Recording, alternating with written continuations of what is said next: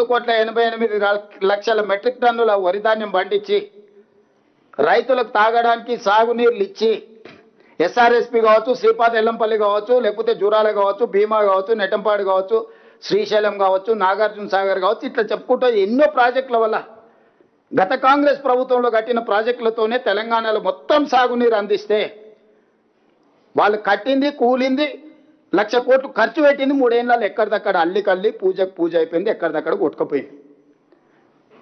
ఇప్పుడు మమ్మల్ని బద్నాం చేయడానికి ప్రయత్నం చేస్తున్నారు. ఇప్పుడు ఇంకొక విషయాన్ని మీకు దృష్టికి తీసుకురాదలుచుకున్నా.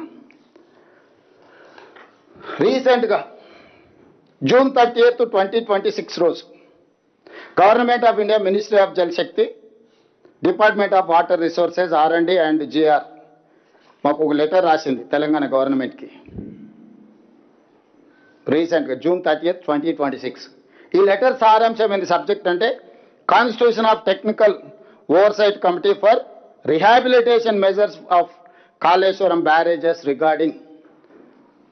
దీన్ని రిహాబిలిటేట్ చేయడానికి ఈ కాళేశ్వరం మీద ఉన్న బ్యారేజీలు 3కు సంబంధించి క్లియర్గా ఇన్స్ట్రక్షన్స్ ఇచ్చి ఒక కమిటీని అపాయింట్ చేసి, composition of the committee as follows. Name of the expert oblique member level, member technical NDSA, NDSAలో ఉన్న టెక్నికల్ మెంబర్ని చైర్మన్ చేసిండ్రు. డైరెక్టర్ డిజైన్స్ CWC మెంబర్గా ఉన్నాడు. డైరెక్టర్ డిజైన్స్ గేట్స్ CWC మెంబర్గా ఉన్నాడు. Representative from CSMRS not below superintending engineer లెవెల్లో ఒక మెంబర్ నేసిండ్రు. Representative from CWPRS not below superintending engineer level member నేసిండ్రు. 3 representatives from state government of Telangana not below superintending engineer level. ఒక 6 మందిని కమిటీని constitute చేసి కాళేశ్వరం ప్రాజెక్టు యొక్క రిహాబిలిటేషన్ మెజర్స్ని టైం టు టైం పర్యవేక్షించి సూచన చేయడానికి వేసి క్లియర్గా వాళ్ళు ఇన్స్ట్రక్షన్స్ ఇచ్చారు. The terms of reference of the committee are as under to provide the technical advice on the design and rehabilitation proposal of 3 barrages submitted by the project authority, to visit the project as and when required. 3, the technical oversight committee may invite any other representatives of the state government of Telangana and such other domain experts including international experts as it may consider appropriate for discharge of its functions under above TOR.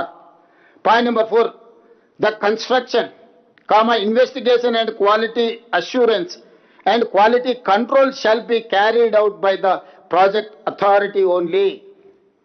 The project authority shall inform the committee of the changes, if any, carried out during execution of the advice of the committee on the rehabilitation proposals.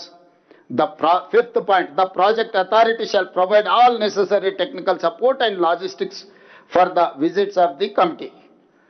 Manoj Kumar, Senior Joint Commissioner, so and so, ఇది ఇచ్చి June 30 నాడు మీరు తమాషాలు చేయకండి, తైతక్కలు ఆడకండి, మీకు తెలివితేటలు ఉన్నాయి, 80,000 పుస్తకాలు చదివినాం, సావు తెలివితేటలు ప్రదర్శించకండి, ఇప్పటికి ప్రదర్శించింది సాలైంది, సాలించండి ఇంకా మీరు అని చెప్పి ఈ నివేదిక తర్వాత ఇది June 30, 2026 నాడు 11 రోజులైంది. ఇవాళ 11 తారీఖు వేసుకుంటే 11 రోజుల క్రితం స్పష్టంగా government of India Jal Shakti ministry ఒక అథారిటేటివ్ కమిటీని, సాంకేతిక నైపుణ్యం వాళ్ళు ఉన్న వాళ్ళందరినీ కూర్చి ఏర్చి కాళేశ్వరం ప్రాజెక్టు పునరుద్ధరణకు కంప్లీట్గా ఒక సిస్టమ్ని అడాప్ట్ చేసుకొని రాష్ట్ర ప్రభుత్వానికి సూచన ఇచ్చింది.